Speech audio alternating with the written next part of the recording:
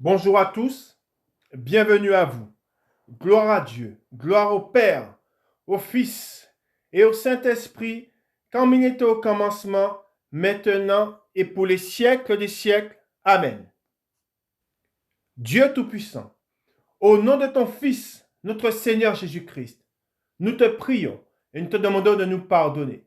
Pardonne-nous nos offenses comme nous aussi nous pardonnons à ceux qui nous ont offensés et délivre-nous du malin. Délivre-nous de tout mal, Père éternel, au nom de ton Fils, notre Seigneur Jésus-Christ. Seigneur Jésus-Christ, Maître, toi le Fils unique du Dieu vivant, du Créateur du ciel et de la terre, du Créateur de toutes choses, nous te prions et nous te demandons de nous pardonner.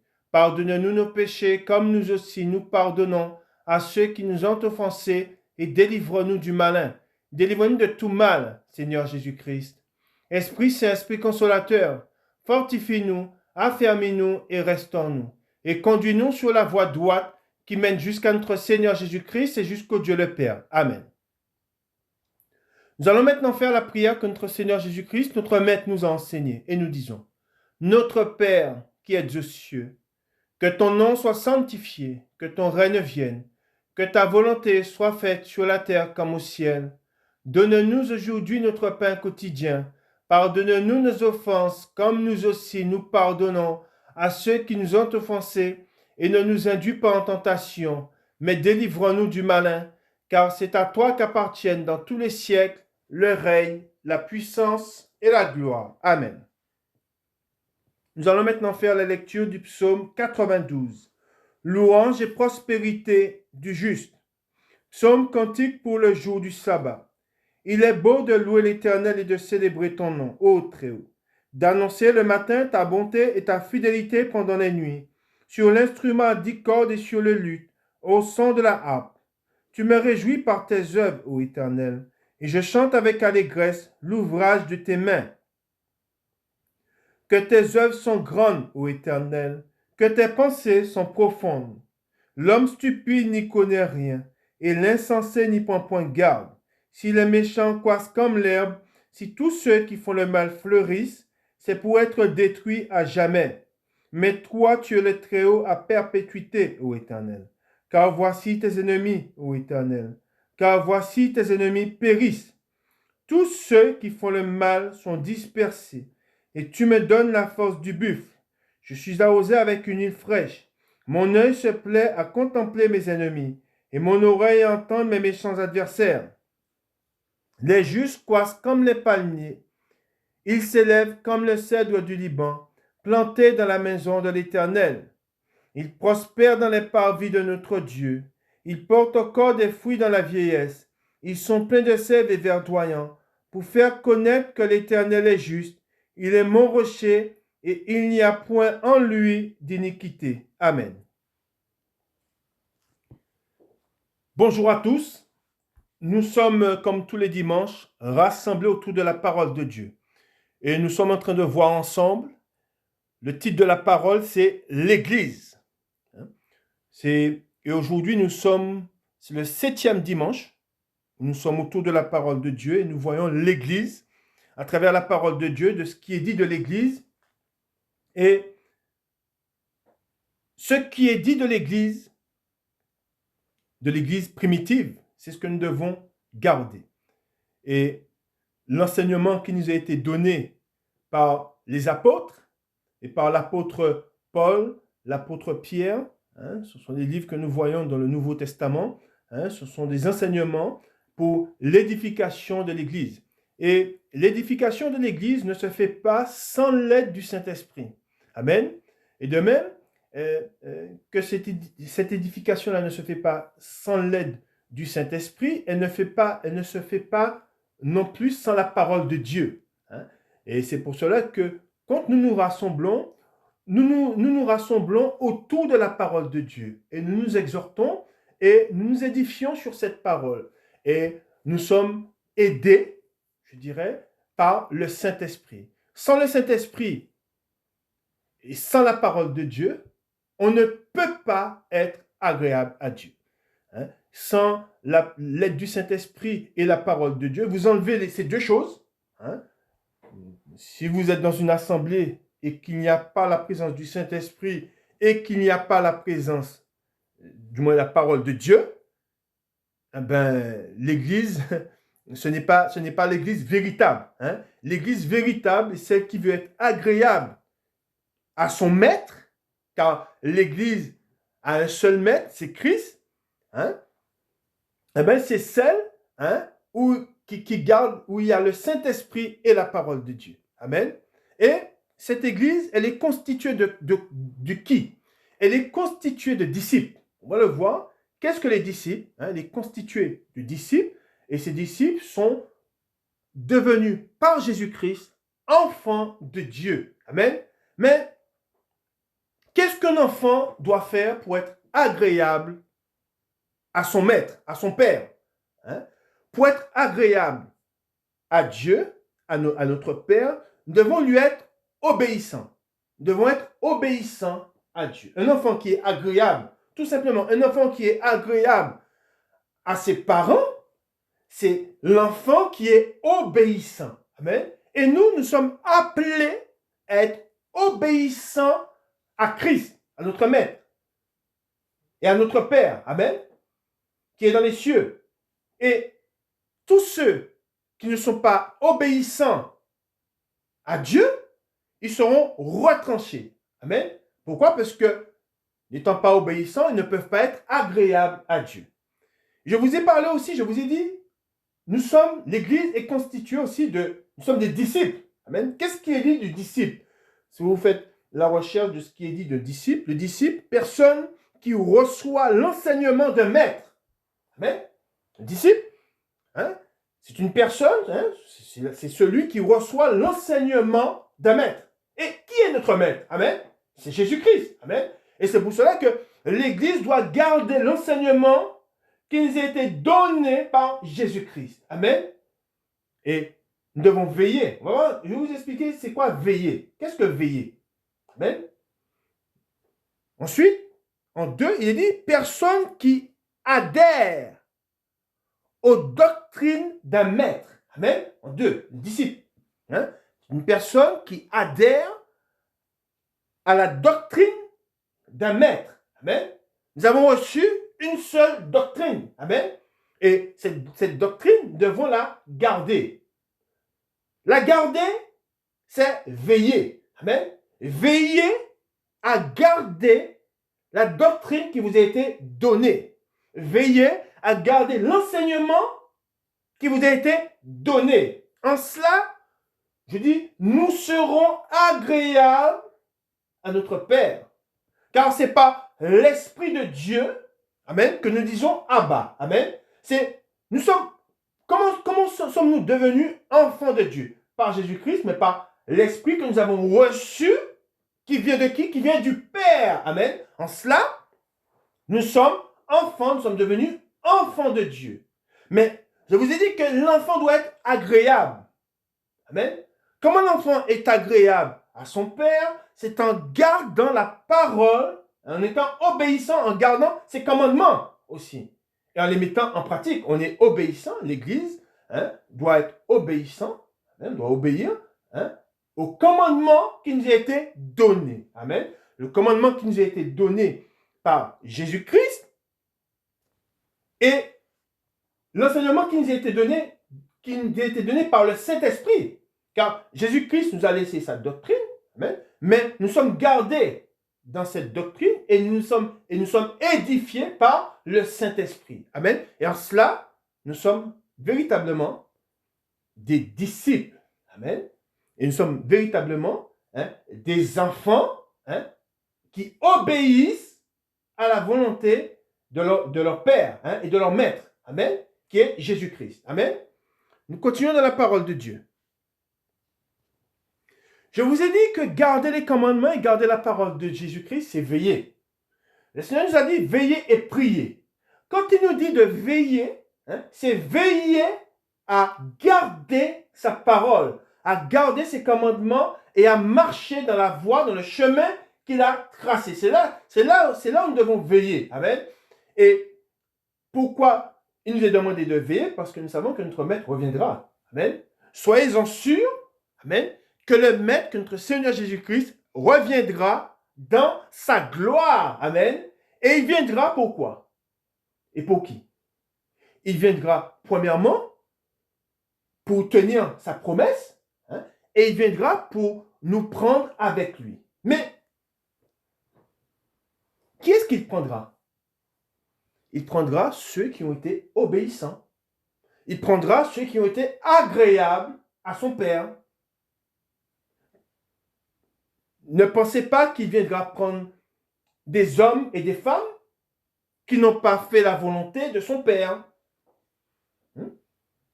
Je vous ai dit que l'enfant qui est agréable à son Père fait la joie de ce Père. Amen.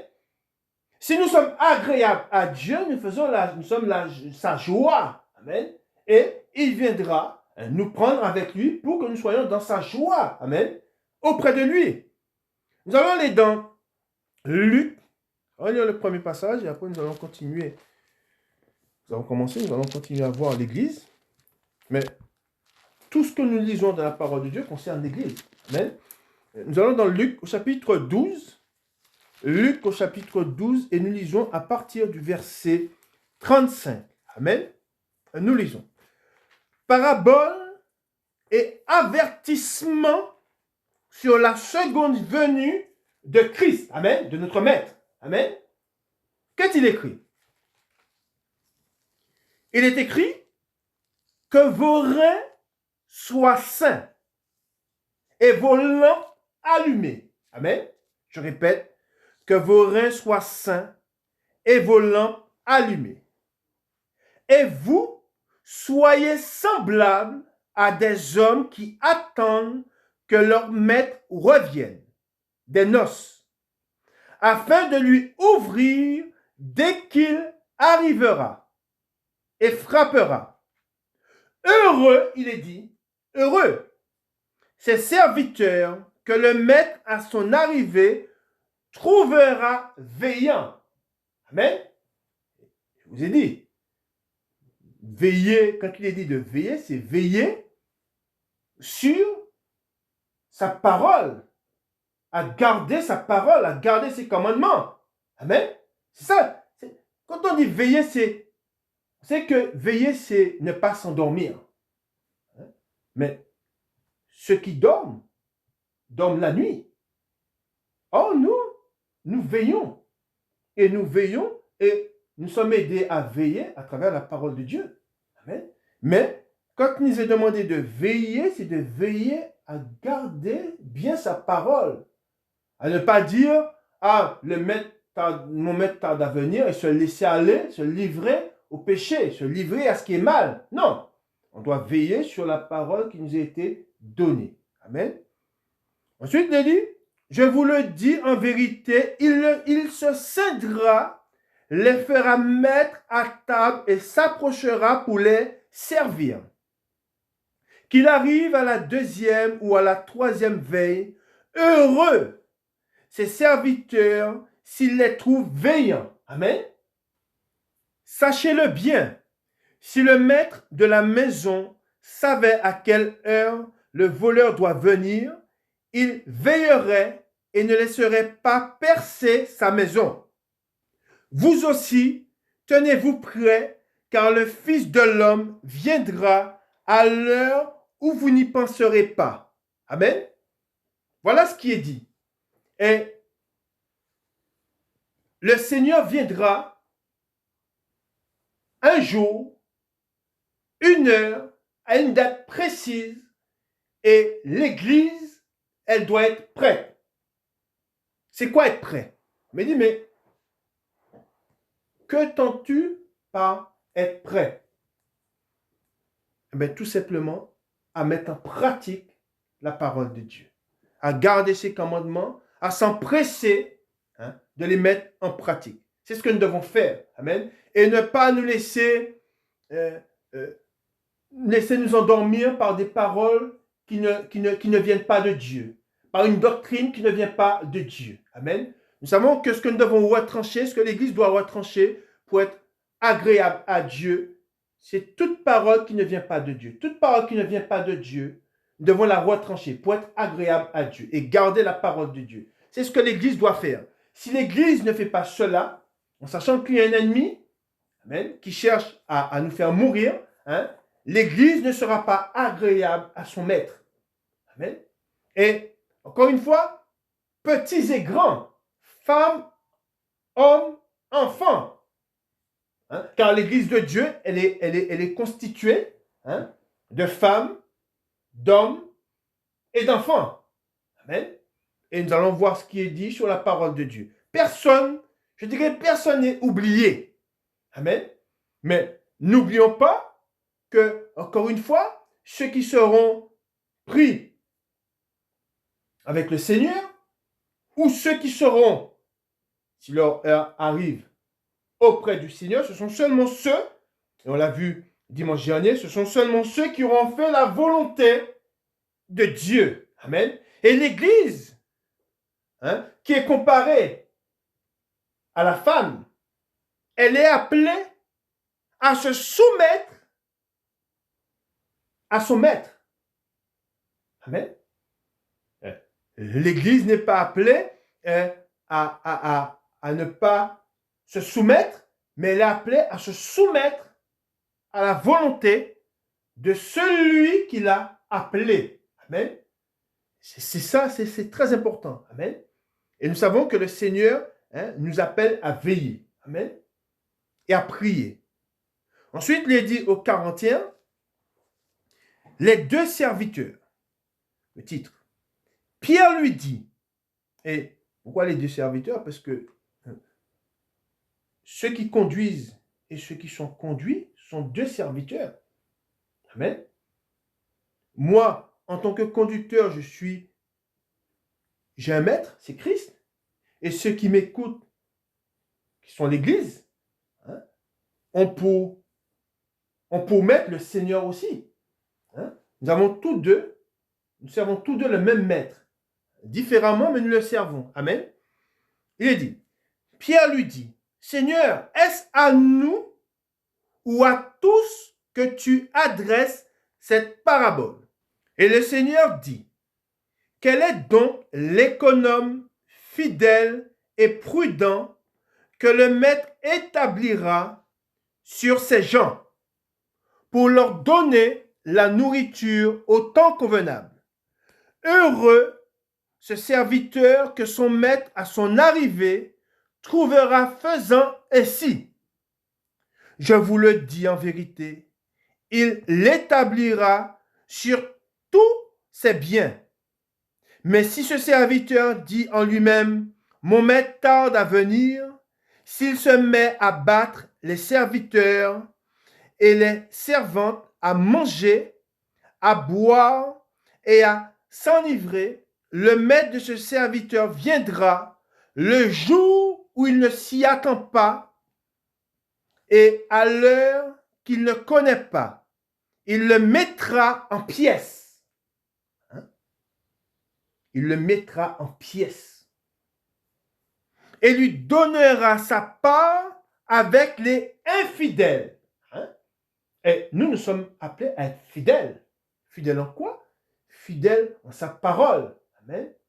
Fidèle. Quand on parle d'être fidèle, on parle de fidélité. Hein? Celui qui garde la parole de Dieu, qui garde la parole de Christ, est fidèle à Christ.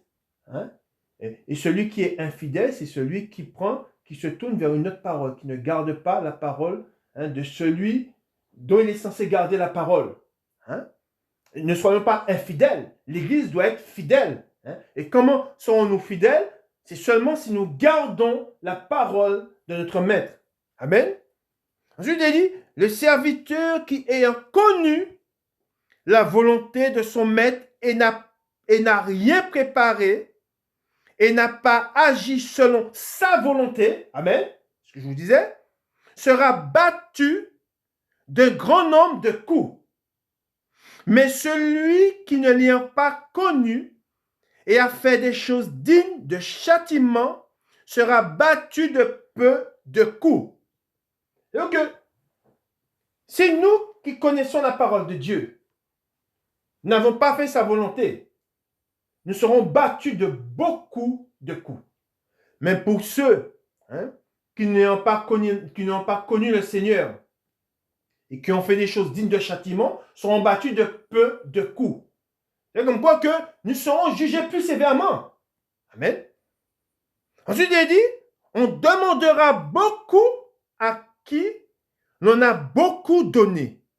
Et on exigera davantage de celui à qui l'on a beaucoup confié. Amen.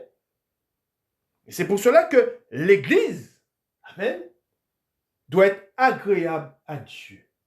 Ne pensez pas, notre Dieu ne fait aucun favoritisme. Ne pensez pas, ne dites pas en vous-même, oui, du moins, ne n'aurons pas de la bouche. Et ne pensez pas qu'on aurait de la bouche, vous serez entre guillemets graciés. Non. Nous sommes graciés, amen, parce que nous avons cru en Jésus-Christ, mais parce que aussi nous avons gardé ses commandements. Amen. Mais si vous dites, ah, je suis gracié, le Seigneur m'a racheté, et que vous ne marchez pas selon ses commandements, vous êtes menteur. C'est que vous ne l'avez pas connu. Amen. Et c'est pour cela que nous devons faire attention. Je vous ai dit que le disciple, c'est celui qui garde l'enseignement. Il a un maître, il garde son enseignement. Nous allons lire un passage et vous allez voir ce qui nous est demandé. Amen. Il nous est donné des instructions que nous devons garder, que nous devons mettre en pratique.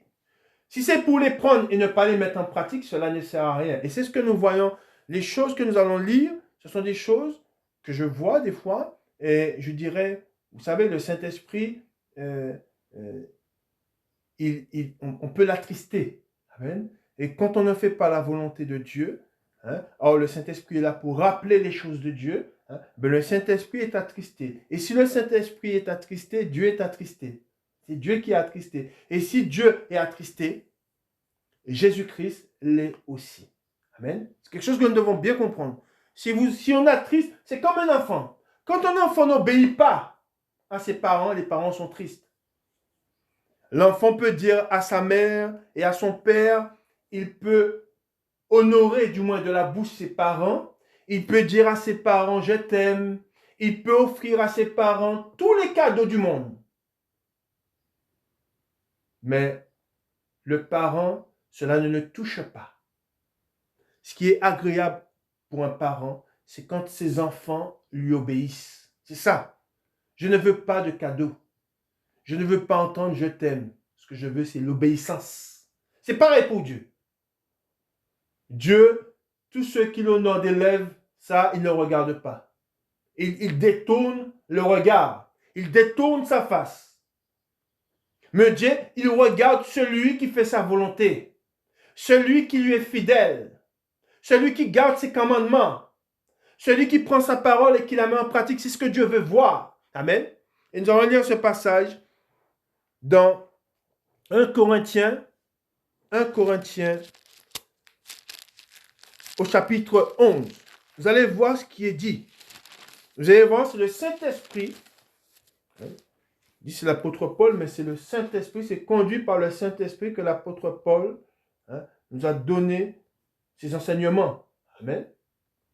Il est écrit, soyez mes imitateurs comme je le suis moi-même de Christ.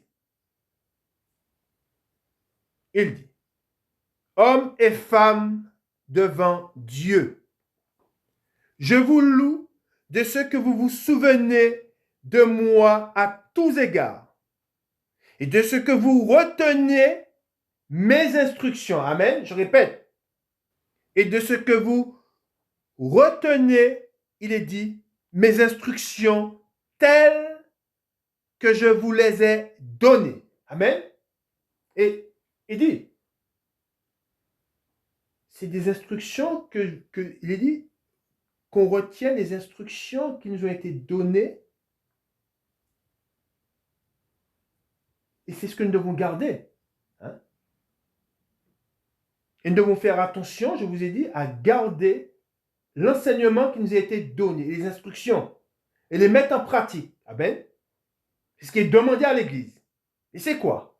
Il dit, Je veux cependant que vous sachiez que Christ est le chef de tout homme, que l'homme est le chef de la femme et que Dieu est le chef de Christ. Ça, c'est les instructions qui nous ont été données. Il est dit, tout homme qui prie ou qui prophétise la tête couverte déshonore son chef. Amen. Ensuite, il est dit, toute femme, au contraire, qui prie ou qui prophétise la tête non voilée déshonore son chef. Nous sommes en train, je fais une parenthèse, nous sommes en train de parler de l'Église. C'est des instructions, c'est un enseignement qui nous a été donné et qui vient du Saint-Esprit. Et qui dit du Saint-Esprit dit de Dieu. Qui dit de Dieu dit du Seigneur Jésus-Christ. Amen. Dans des assemblées aujourd'hui, dans des lieux où on appelle assemblée, vous voyez des femmes qui n'ont aucun voile sur la tête. Pourtant, c'est des instructions, c'est un enseignement qui nous a été donné. Et c'est pour cela que moi, c'est quelque chose auquel je veille. Je veille à ce que dans mon assemblée, les femmes soient voilées. Il n'est pas concevable que dans une assemblée qui se dit Église de Christ, qu'on n'ait pas gardé cet enseignement-là. Pourtant, il est dit, retenez mes instructions telles que je vous les ai données, il est dit.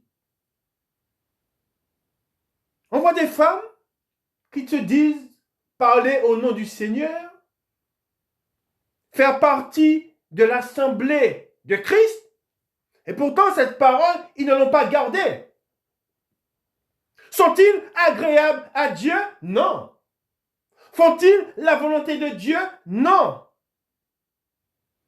Et je dis, font-ils la volonté de Dieu? Pourquoi? Parce que si vous êtes dans une assemblée, vous êtes un homme, et vous voyez des femmes non voilées, et que vous ne dites rien, vous participez à son péché. Soyez clair. Si vous êtes dans l'église du Seigneur, et que vous connaissez la parole de Dieu, et que vous voyez une femme à côté de vous, n'étant pas voilée, et que vous fermez votre bouche, vous participez à son péché. Elle désobéit à la parole de Dieu. Et en cela, elle n'est pas agréable à Dieu. Je répète, toute femme, au contraire, qui prie ou qui prophétise la tête non voilée déshonore son chef. C'est comme si elle était rasée, il est dit. Car si une femme n'est pas voilée, qu'elle se coupe aussi les cheveux. Et c'est cette parole que nous devons dire. Mais si tu n'es pas voilée, ben coupe-toi les cheveux.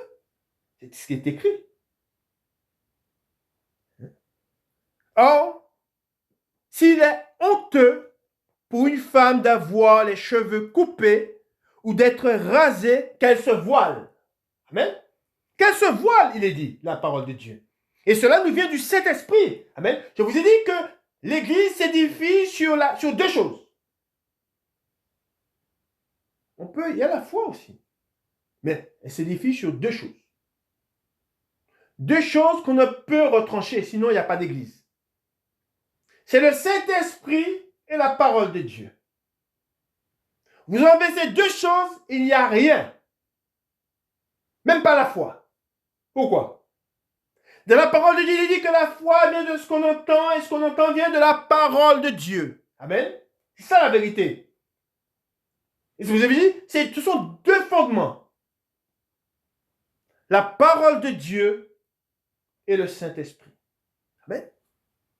Et je ne parle pas de la foi, puisqu'il est dit dans la parole de Dieu, la foi vient de ce qu'on entend. Et ce qu'on entend vient de la parole de Dieu. Eh bien, je dirais, une fois que vous avez gardé la parole de Dieu. Amen. C'est de là que vient la foi, de ce qu'on entend. Amen. Et c'est pour cela que qui sont celles et ceux qui ne font pas la volonté de Dieu? Qui sont-ils? Je vais vous le dire. Ils n'avons pas reçu un esprit de timidité. Ils sont du diable. Ils sont du diable. Pourquoi? C'est ce que le Saint-Esprit me dit. Ils se sont révoltés, comme leur père. Car le diable s'est révolté. Il ne s'est pas soumis à Dieu. Celui qui ne se soumet pas à Dieu se révolte. Alors, aujourd'hui, dans les églises, il y a beaucoup de révoltés. La femme qui doit être soumise, elle ne se soumet pas. Elle veut prendre l'autorité sur l'homme. En cela, qu'est-ce qu'elle fait? Elle se révolte. Amen. Et sont-elles agréables à Dieu? Non. Et puisqu'ils n'ont pas gardé les commandements de Dieu, ils seront retranchés. De même qu'ils ont retranché la parole de Dieu. C'est ce que le Saint-Esprit dit. C'est terrible. Ils n'ont pas gardé mes commandements, ils n'ont pas fait ma volonté, ils ont retranché ma parole. Je les retrancherai aussi, dit le Saint-Esprit. C'est terrible. C'est le sort de tout homme qui ne garde pas la parole de Dieu. Tout homme qui retranche la parole de Dieu sera lui-même retranché. C'est terrible. Et jeté au dehors. Amen. Au 7, il est dit, l'homme ne doit pas se couvrir la tête, puisqu'il est l'image et la gloire de Dieu. Amen. Il dit l'homme est l'image et la gloire de Dieu. Tandis que la femme est la gloire de l'homme. Et c'est pour cette raison que la femme ne peut enseigner, ne doit pas enseigner, car elle n'est pas l'image de Dieu. Amen. Ensuite, il dit au 8, en effet, l'homme n'a pas été tiré de la femme, mais la femme a été tirée de l'homme. C'est pour cette raison aussi que la femme ne doit pas enseigner, ni prendre de l'autorité sur l'homme. Vous savez, c'est ce que le Saint-Esprit m'a dit.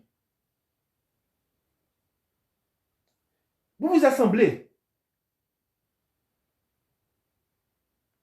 non pas pour devenir pire, mais pour devenir meilleur.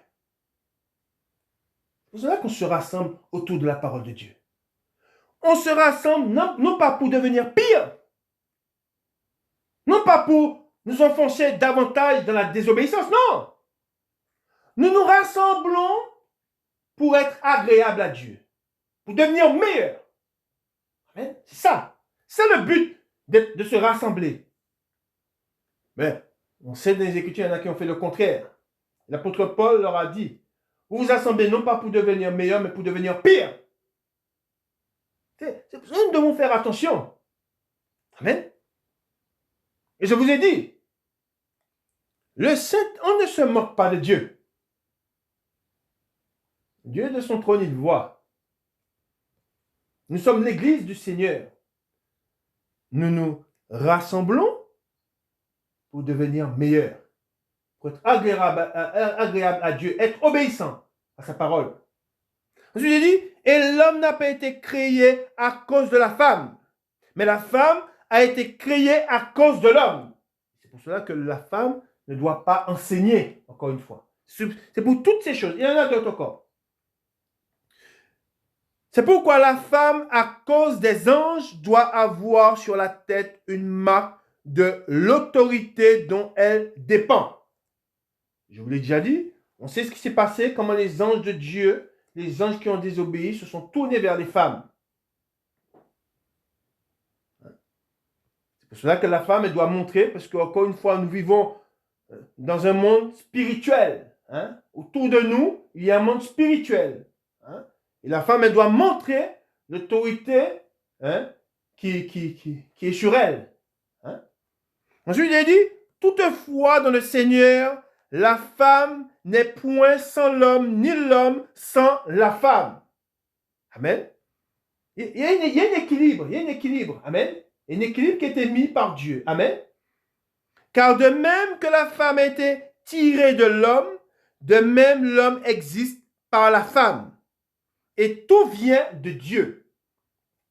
Jugez en vous-même, est-il convenable qu'une femme prie Dieu sans être voilée? Ah! Et pourtant, nous voyons des femmes qui disent prier Dieu, mais pourtant elles n'ont pas le voile. Vous savez, comme quoi, encore une fois, elles se sont révoltées. Elles ont retranché la parole de Dieu. Et de même qu'elles se sont révoltées, qu'elles ont retranché la parole de Dieu, de même, elles seront retranchées. Hein? La nature elle-même ne vous enseigne-t-elle pas que c'est une honte pour l'homme de porter de longs cheveux, mais que c'est une gloire pour la femme d'en porter? Parce que la chevelure lui a été donnée comme un voile. Si quelqu'un se plaît à contester, regardez bien ce qu'il est dit ensuite. Si quelqu'un se plaît à contester, nous n'avons pas cette habitude. Amen. L'Église véritable ne conteste pas. Elle se soumet à la parole de Dieu. Amen. Pas plus que les églises, il est dit, regardez bien ce qui est écrit, pas plus que les églises de Dieu. Amen. Et nous sommes l'église de Dieu. Amen. Je vous ai parlé du Saint-Esprit. Amen. Nous avons reçu ceux qui sont les disciples, ceux qui ont cru en Jésus-Christ, ont reçu. Ce sont eux qui ont reçu l'Esprit de Dieu. On ne parle pas de ceux qui n'ont pas cru. Ceux-là n'ont pas reçu l'Esprit de Dieu. Mais pour ceux qui ont reçu l'Esprit de Dieu, reçoivent, je dis bien, reçoivent la parole de Dieu. Regardez bien, nous allons lire un passage, vous allez voir ce qui est dit. C'est une suite à ce que nous avons lu. Amen. Nous allons dans 1 Corinthiens, nous sommes toujours dans 1 Corinthiens au chapitre 14, nous lisons à partir du verset 33. Il est écrit, car Dieu n'est pas un Dieu de désordre, mais de paix. Amen. Dis bien, dans l'Église, il ne doit pas y avoir de désordre. Hein? Mais la paix doit régner. Amen. C'est dit, comme dans toutes, regardez bien ce qu'il est écrit. Il dit, comme dans toutes les églises des saints. Toutes les églises. Il est dit au 34 que les femmes, regardez bien, que les femmes se taisent dans les assemblées. Amen. On parle des églises de Dieu. On dit de toutes les églises. Ça concerne toutes les églises. Au 34, que les femmes se taisent dans les assemblées, car il ne leur est pas permis d'y parler, mais qu'elles soient soumises, comme le dit aussi la loi. La loi le dit, mais le Nouveau Testament le dit aussi. Ensuite, il est écrit au 35. Si elles veulent s'instruire sur quelque chose, qu'elles interrogent leur mari à la maison. Amen.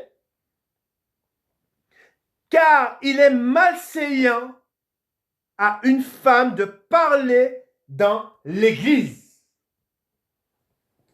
Laissez-moi vous dire que cela, c'est un commandement de Dieu. Et vous allez voir ce que l'apôtre Paul dit ensuite.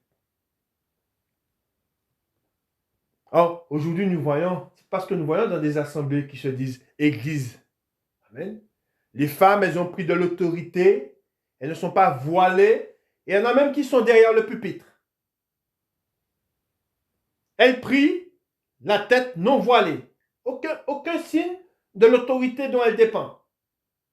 Et laissez-moi vous dire que toutes ces femmes sont conduites par l'esprit de Jézabel. Écoutez bien. Jézabel qui a été mangée par les chiens. Son esprit vit toujours. Son esprit est dans beaucoup d'assemblées. Et toutes les femmes qui parlent au pupitre, qui parlent dans les églises, sont conduites par l'esprit de Jézabel. Dans l'Apocalypse, le Saint-Esprit, le Seigneur parle de cette église. Suite au 36, est-ce de chez vous que la parole de Dieu est sortie?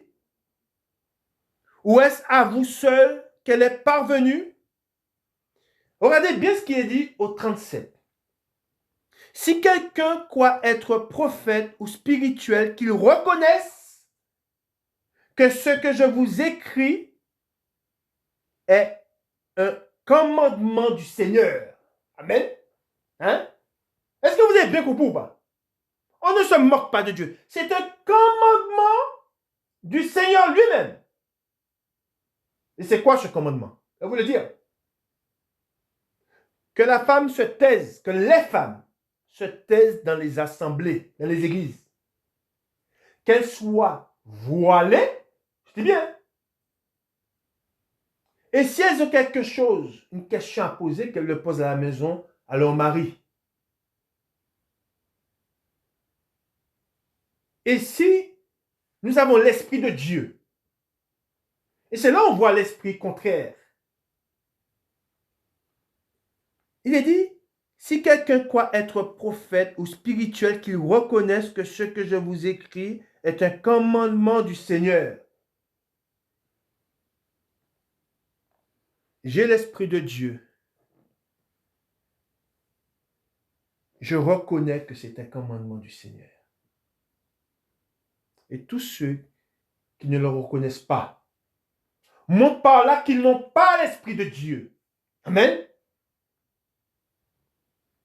Ensuite, il dit, et si quelqu'un l'ignore, regardez bien, qu'il l'ignore. Vous ne voulez pas vous soumettre. Tu ne veux pas te voiler. Tu veux parler dans l'église. Tu veux ignorer la parole de Dieu. Ignore-la. Vous voyez, quand le Saint-Esprit dit qu'il l'ignore, vous êtes déjà livré à votre ennemi, à Satan. C'est terrible. Tu ne veux pas te soumettre à la parole de Dieu, tu l'ignores? Ignore-la. Tu es déjà livré, tu appartiens déjà à Satan. Et tu iras dans son lieu. Tu seras séparé, comme lui-même a été précipité et a été séparé de Dieu. Ainsi donc, frères, aspirez au don de prophétie et n'empêchez pas de parler en langue, mais que tout se fasse avec bienséance et avec ordre. Pourquoi? Parce que notre Dieu est un Dieu d'ordre. Amen.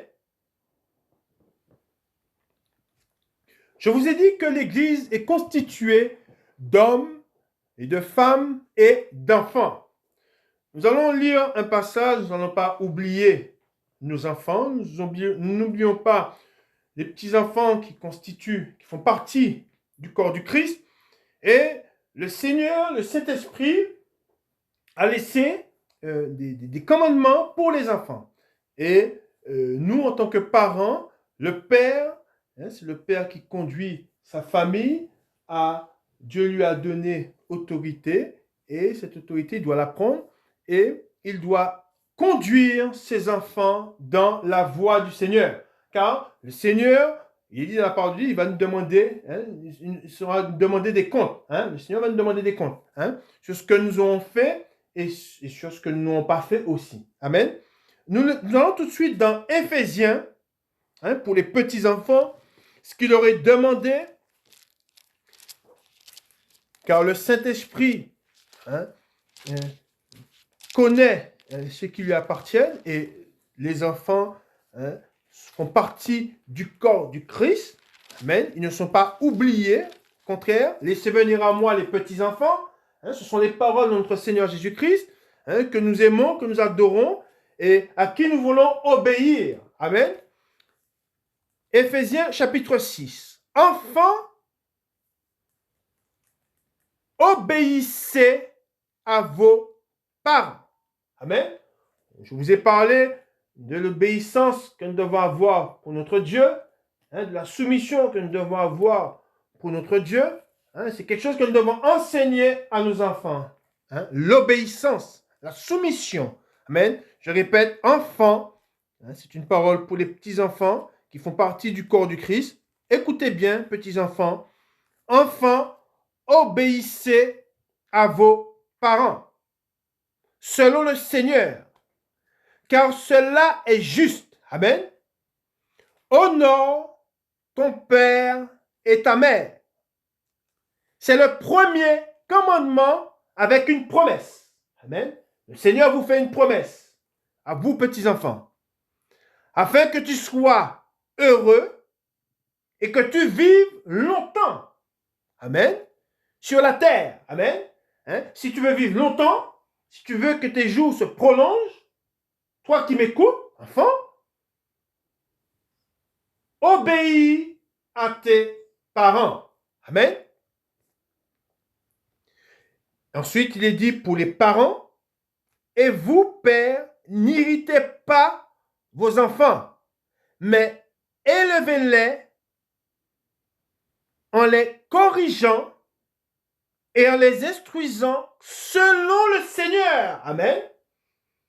Je vous ai dit que nous avons des comptes à rendre. Nous devons les enseigner selon les voies du Seigneur. Amen. Et le Seigneur, c'est quelque chose qu'il a toujours dit en tout temps. Il a dit dans l'Ancien Testament. Et nous allons aller dans l'Ancien Testament, et nous allons voir ce qui est écrit dans Deutéronome. Car rien ne doit être retranché. Deutéronome au chapitre 6. Il est question de l'Église, encore une fois. Amen. Quand nous sommes en train de voir l'Église,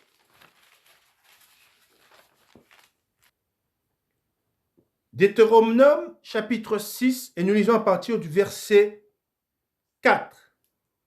Écoute, Israël, l'Éternel, notre Dieu est le seul éternel. Tu aimeras l'Éternel, ton Dieu, de tout ton cœur, de toute ton âme et de toute ta force. Et ces commandements que je te donne aujourd'hui seront dans ton cœur. Et regardez bien ce qu'il est dit. Tu les inculqueras, je dis bien, je répète, tu les inculqueras à tes enfants. Et tu en parleras quand tu seras dans ta maison. Amen. C'est quelque chose que, vous savez,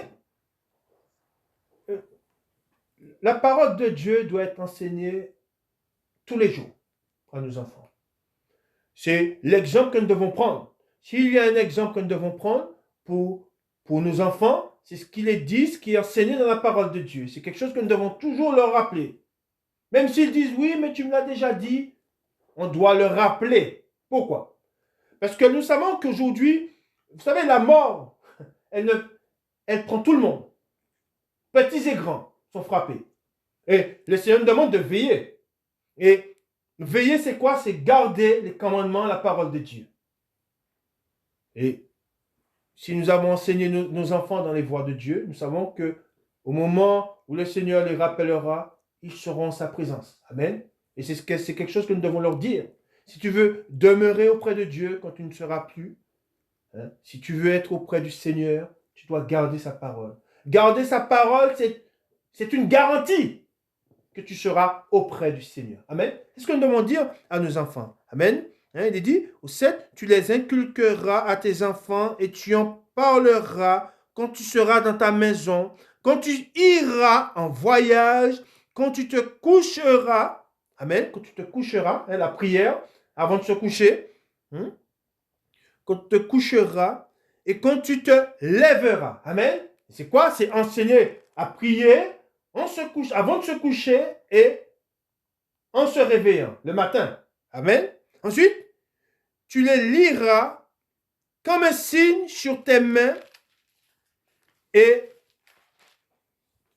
ils seront comme des frontaux entre tes yeux. Tu les écriras sur les poteaux de ta maison et sur tes portes. Amen. C'est quelque chose qu'ils avaient toujours dans l'Ancien Testament, c'est quelque chose qu'ils mettaient sur le fronteau, sur les frontaux des portes. Et c'est quelque chose que nous devons avoir. En gros, ça veut dire pour nous, c'est quelque chose que nous devons toujours avoir sur les yeux. Amen. Inculquez à nos enfants, inculquez à vos enfants d'avoir toujours la parole de Dieu sur leurs yeux. Amen. Et ne jamais s'en éloigner. Amen. Ça, c'était pour les petits-enfants. Amen. Nous continuons dans la parole de Dieu.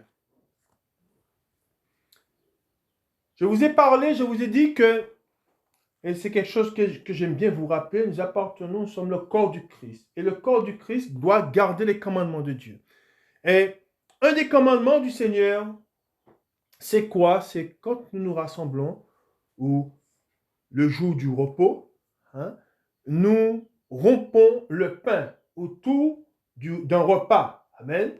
Et c'est un repas qui doit être pris en famille, si vous avez la possibilité, ou sinon, si vous êtes seul, essayez de le faire avec un autre membre de l'Église. Ou sinon, si vous n'avez personne, vous le faites. Le Seigneur, il est avec vous. Amen.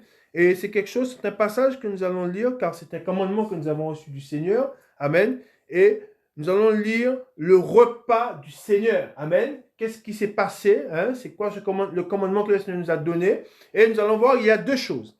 Il y a premièrement le repas du Seigneur. C'est ce que tout chrétien doit faire pour rompre le pain et pour se rappeler du sacrifice de Christ. Et nous partageons la coupe. Amen.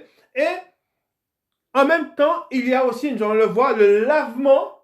C'est quelque chose, on va voir ce que le Seigneur Jésus-Christ nous dit sur le lavement des pieds. Amen. Ce sont des commandements que le Seigneur, c'est quelque chose que le Seigneur, notre Maître, nous a laissé. Et c'est quelque chose que nous devons faire en sa mémoire. Amen. Et nous allons lire ce qui est dit. C'est l'apôtre Paul qui en parle dans 1 Corinthiens. Il dit, 1 Corinthiens au chapitre 11, et à partir du verset 17, nous allons voir ce qui est dit. C'est des passages, encore une fois, et si nous voulons être agréables à Dieu, c'est mettre en pratique sa parole. Amen.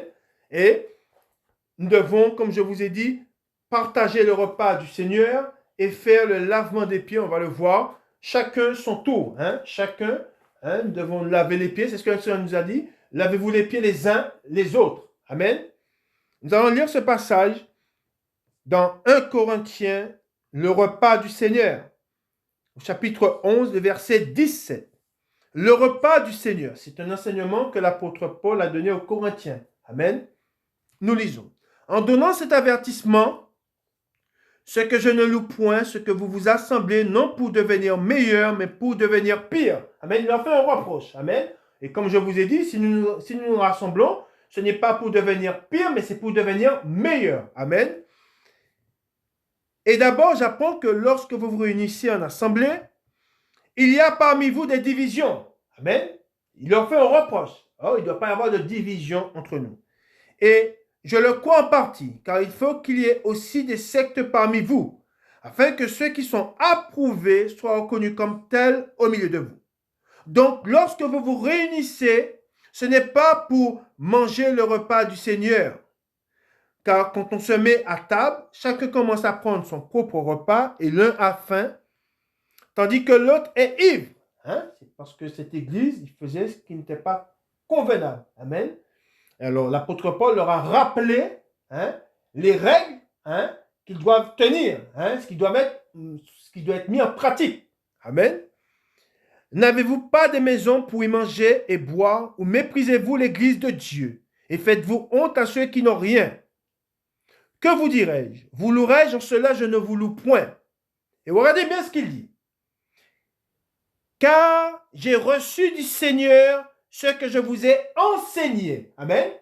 Et je vous ai dit, nous sommes des disciples. Amen. Nous recevons des enseignements de notre Maître. Ce qui était donné à l'apôtre Paul a été enseigné par Jésus-Christ lui-même. Amen. Je reprends. Car j'ai reçu du Seigneur ce que je vous ai enseigné. C'est que le Seigneur Jésus, dans la nuit où il fut livré, prit du pain, et après avoir rendu grâce, le rompit, et dit, ceci est mon corps qui est rompu pour vous. Faites ceci, il est dit, faites ceci en mémoire de moi. Amen. Nous rompons le pain et nous buvons la coupe en mémoire de notre Seigneur Jésus-Christ. Amen. De même, après avoir soupé, il prit la coupe et dit, cette coupe est la nouvelle alliance en mon sang. Faites ceci en mémoire de moi. Toutes les fois que vous en boirez. Car toutes les fois, regardez bien ce qu'il est dit, car toutes les fois que vous mangez ce pain et que vous buvez cette coupe, qu'est-ce qu'on fait? C'est ce qu'il dit. Vous annoncez la mort du Seigneur jusqu'à ce qu'il vienne. Amen. Et comme quoi que toutes les fois on fait la volonté de notre Seigneur Jésus-Christ, qui nous a demandé, qu'est-ce que nous faisons? Nous annonçons la mort du Seigneur jusqu'à ce qu'il vienne. Amen. Et rappelons-nous, je vous ai dit que le maître, qu'est-ce qu'il est dit sous l'avertissement que notre Seigneur Jésus-Christ nous a donné? Quand il viendra, il voudra nous trouver faisant non pas notre volonté, mais sa volonté à lui. Amen. Ensuite, il est dit, c'est pourquoi celui qui mangera, et là, il y a une mise en garde. Attention, c'est quelque chose de saint. On doit faire attention. Hein? C'est pourquoi celui qui mangera le pain ou boira la coupe du Seigneur indignement, hein? C'est dans le respect, amen, sera coupable envers le corps et le sang du Seigneur. Que chacun donc s'éprouve soi-même, et qu'ainsi il mange du pain et boive de la coupe. Car celui qui mange et boit sans discerner, et c'est pour cela que quand nous faisons cela, nous devons discerner le corps et le sang du Seigneur. Amen. Sans discerner le corps du Seigneur, mange et boit un jugement contre lui-même. Amen. C'est comme quoi que si on fait ça de manière nonchalante comme ça, sans prendre garde, c'est quelque chose qui peut se retourner, qui se retourne contre nous. Amen. Au lieu de nous faire du bien, ça nous fera du mal. Amen. Et c'est pour cela qu'il est dit, c'est pour cela qu'il y a parmi vous beaucoup d'infirmes et de malades, et qu'un grand nombre sont morts. Amen. C'est pour cela que nous devons faire attention. Si nous nous jugions nous-mêmes, nous ne serions pas jugés. Mais quand nous sommes jugés, nous sommes châtiés par le Seigneur, afin que nous ne soyons pas condamnés avec le monde. Amen. Ainsi, mes frères, regardez bien ce qu'il dit. Ainsi, mes frères, lorsque vous vous réunissez pour le repas, attendez-vous les uns les autres. Si quelqu'un a faim, qu'il mange chez lui, afin que vous ne vous réunissiez pas pour attirer un jugement sur vous. Amen. Ça, c'est ce qui nous est demandé. Amen. Et je vous l'ai dit, hein, c'est quelque chose qui doit être fait avec application, je dirais, hein, de manière ordonnée. Hein. Encore une fois, comme je l'ai déjà dit, je le fais. Hein, je mets en pratique la parole de Dieu. Hein, encore une fois, le pain, c'est un pain qui doit être fait sans levain, avec de la fleur de farine, de l'huile d'olive, du sel et de l'eau. Hein, je l'ai déjà dit. Et c'est un pain qui doit être cuit à la poêle. Amen. Ce n'est pas quelque chose qui doit être fait au four. Vous verrez, ça sera pas souple. Hein. Et ensuite, en mémoire du sang du Seigneur, vous prenez, hein, on prend le fruit de la vigne. Hein, c'est l'huile du jus de raisin. Moi, je le prends bio. Hein, et c'est quelque chose qu'on fait, on reproduit ce qui s'est passé, ce que le Seigneur nous a enseigné. Hein, et c'est quelque chose que nous ferons, hein, jusqu'à ce que nous ne soyons plus. Amen. Jusqu'à ce que le Seigneur revienne. En cela, nous annonçons la mort, hein, du Seigneur. Hein. La mort, ça mort en quoi? Pour le péché. Amen. Nous continuons dans la parole de Dieu. Nous avons vu le repas du Seigneur. Et maintenant, nous allons voir ce qui est dit sur le lavement, hein, des pieds. Hein. C'est quelque chose que l'Église doit faire. Amen. Nous continuons dans la parole de Dieu. Nous allons voir maintenant, encore une fois, nous nous rassemblons pour devenir meilleurs. Amen. Pas pour devenir pire, mais pour devenir meilleurs. hein, nous cherchons les voies de Dieu et nous nous empressons d'être agréables à Dieu. Et nous sommes agréables à Dieu si seulement nous faisons sa volonté. Amen. Et c'est la volonté de Dieu, ce que nous sommes en train de voir. La dernière Pâque, nous allons dans Jean au chapitre 13 et nous allons voir ce qui s'est passé à la dernière Pâque. En plus, quand les seigneurs ils ont rompu le pain, ils ont bu la coupe, qu'est-ce qu'ils ont fait? Ils ont fait le lavement des pieds. Et le Seigneur nous a donné ce commandement, lavez-vous les pieds les uns aux autres. Nous devons le faire chacun notre tour. Amen. Quand je le fais avec ma famille, chacun on tire au sort, et chacun on se lave les pieds, les uns les autres. Et on laisse le sort désigner le Seigneur, c'est lui qui décide qui lave les pieds de qui, et on respecte un ordre. Amen. Et nous allons voir ce qui est dit dans la parole de Dieu. La dernière Pâque, Jésus lave les pieds de ses disciples. Avant la fête de Pâques, Jésus, sachant que son heure était venue de passer de ce monde au Père, ayant aimé les siens qui étaient dans le monde, mit le comble à son amour pour eux. Pendant le souper, alors que le diable avait déjà mis dans le cœur de Judas Iscariote, fils de Simon, le dessein de le livrer, Jésus, qui savait que le Père avait remis toutes choses entre ses mains, qu'il était venu de Dieu et qui s'en allait à Dieu, se leva de table, ôta ses vêtements et prit un linge dont il se ceignit. Ensuite, il versa de l'eau dans un bassin et il se mit à laver les pieds des disciples et à les essuyer avec le linge dont il était ceint. Il vint donc à Simon-Pierre et Pierre lui dit, « Toi, Seigneur, tu me laves les pieds. » Jésus lui répondit, « Ce que je fais, tu ne le comprends pas maintenant, mais tu le comprendras bientôt. » Pierre lui dit, « Non, jamais tu me laveras les pieds. » Jésus lui répondit, « Si je ne te lave, tu n'auras point de part avec moi. » Regardez bien ce qu'il dit. Il dit, « Si je ne te lave, tu n'auras point de part avec moi. » Simon-Pierre lui dit, « Seigneur, non seulement les pieds, mais encore les mains et la tête. » Jésus lui dit, « Celui qui est baigné n'a besoin que de se laver les pieds pour être entièrement pur. » Amen. Et c'est cette partie, c'est une partie que le Seigneur nous demande de laver. Et c'est quelque chose que nous devons faire. Amen. Ensuite, il dit, « Et vous êtes purs. Mais non pas tous. » Et au 11, il est écrit, « Car il connaissait celui qui allait le livrer. » C'est pourquoi il dit, « Vous n'êtes pas tous purs. » Après qu'il avait les pieds et qu'il eut pris ses vêtements, il se remit à table et leur dit, regardez bien ce qu'il dit, « Comprenez-vous ce que je vous ai fait? » Et regardez au 13 ce qu'il dit. « Vous m'appelez maître et seigneur, et vous dites bien, car je le suis. » Et le Seigneur de dire, au 14, « Si donc je vous ai lavé les pieds, moi le Seigneur et le maître. » Il est écrit, vous devez. Je dis bien, c'est un commandement du Seigneur, c'est un ordre du Seigneur. C'est comme si vous êtes un serviteur dans une maison et le maître de la maison vous dit, tu dois. Ou il parle à ses serviteurs et dit, vous devez. Mais c'est quelque chose qu'on doit faire. Si on ne le fait pas, est-ce qu'on est agréable au maître? Non. Et le Seigneur de nous dire, vous devez aussi vous laver les pieds les uns aux autres. Amen. Ce n'est pas eux qui lavent tous les membres, non. C'est chaque membre, on se lave les pieds les uns aux autres. C'est pour ça que le Seigneur dit, vous devez vous laver les pieds les uns aux autres. Amen.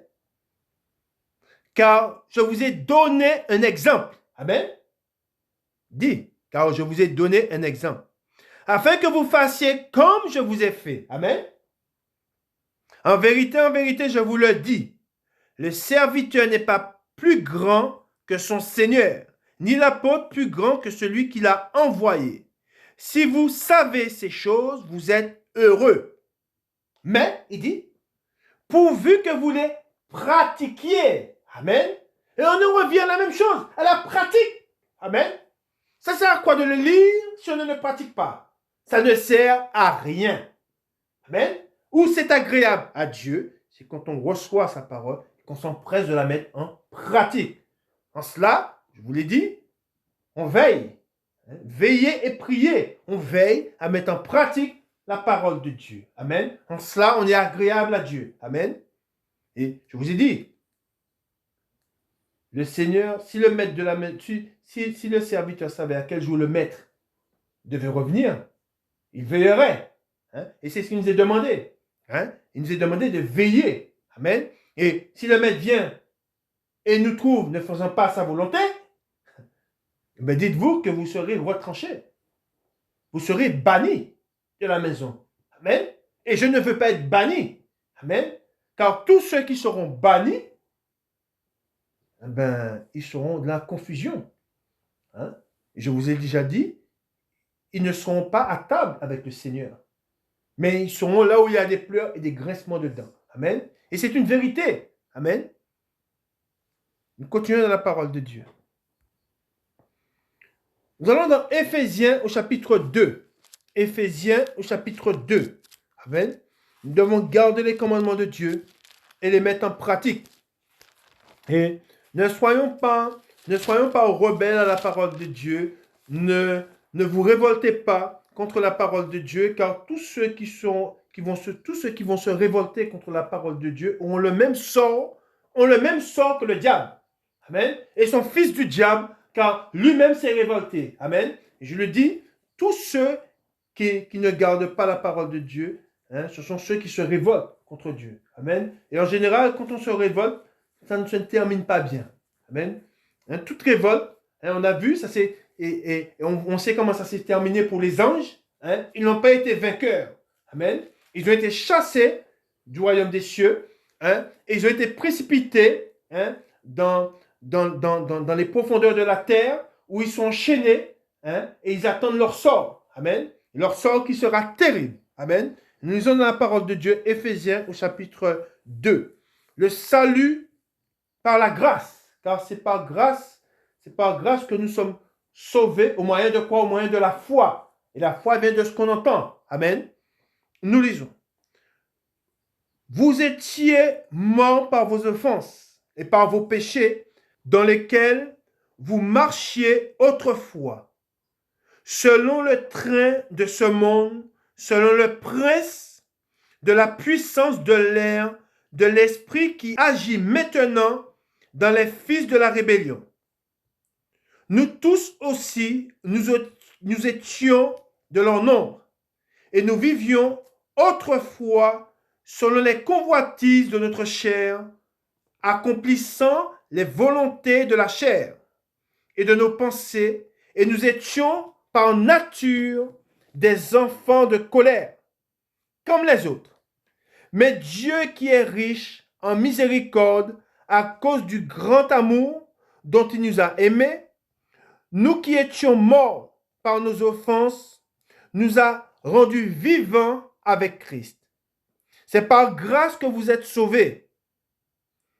Il nous a ressuscités ensemble et nous a fait asseoir ensemble dans les lieux célestes en Jésus-Christ, afin de montrer dans les siècles à venir l'infinie richesse de sa grâce par sa bonté envers nous en Jésus-Christ.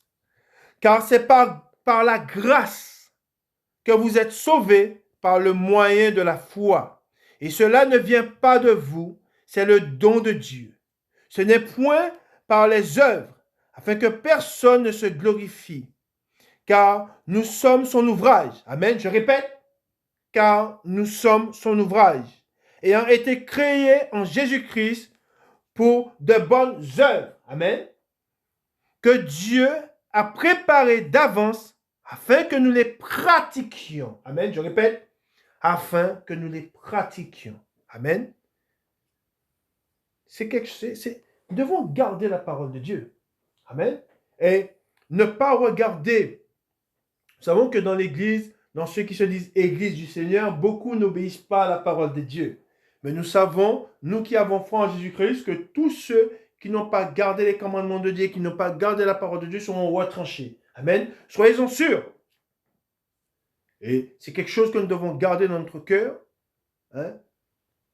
Si vous êtes fidèle à Dieu, si vous êtes fidèle à la parole de Dieu, Dieu demeure fidèle. Mais si on n'est pas fidèle, et on se rappelle ce qui s'est passé, on l'a lu, on se rappelle, on a vu au commencement de cette parole, ce qui est arrivé à Saül. C'est terrible ce qui lui est arrivé. Il était roi, hein? Dieu l'avait choisi, hein?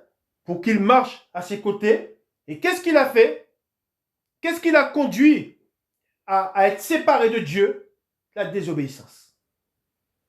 Et pourtant, il voulait sacrifier. Sacrifier encore. Mais qu'est-ce que le prophète lui a dit? Dieu regarde l'obéissance. C'est là, en cela qu'il prend plaisir. Non pas au sacrifice.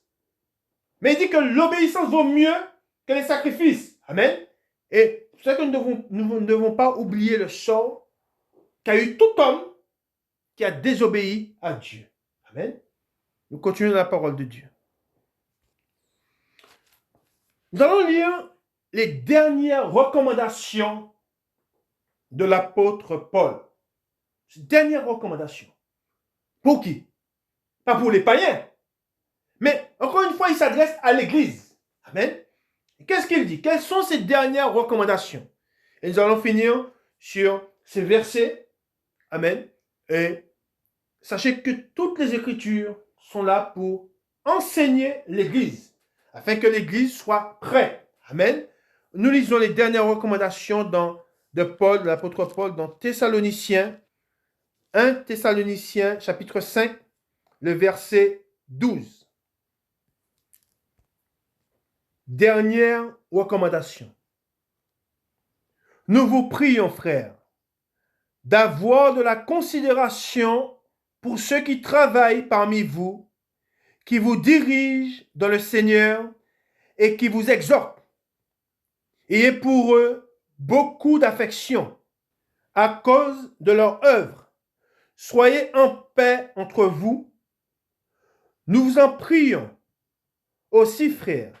Avertissez ceux qui vivent dans le désordre. Vous vous rappelez ce que je vous avais dit? Si vous faites partie d'une assemblée et que vous voyez qu'à côté de vous, il y a une femme n'étant pas voilée, ne faisant pas la volonté de Dieu, hein, c'est votre part. Hein, c'est ce que le Seigneur nous dit. Hein, quelle est notre part? C'est d'avertir, avertissez ceux qui vivent dans le désordre. Hein. Quand on parle de ceux qui vivent dans le désordre, on ne parle pas de ceux qui sont extérieurs à l'Église, mais à ceux qui font partie de l'Église. Amen. Ensuite, il dit, consolez ceux qui sont abattus, supportez les faibles, usez de patience envers tous. Prenez garde que personne ne rende à autrui le mal pour le mal, mais recherchez toujours le bien, soit entre vous, soit envers tous. Soyez toujours joyeux. Amen. Soyez toujours joyeux. Priez sans cesse. Rendez grâce en toutes choses, car c'est à votre égard la volonté, il est dit, de Dieu en Jésus-Christ. Amen. C'est la volonté de Dieu. Amen. Ensuite, il est dit, n'éteignez pas l'esprit. Hein? Si l'esprit n'est plus, eh ben, c'est la fin. Hein? Vous êtes mort. Hein? Retenez bien ce que je vous dis. Si l'esprit n'est pas, vous êtes mort.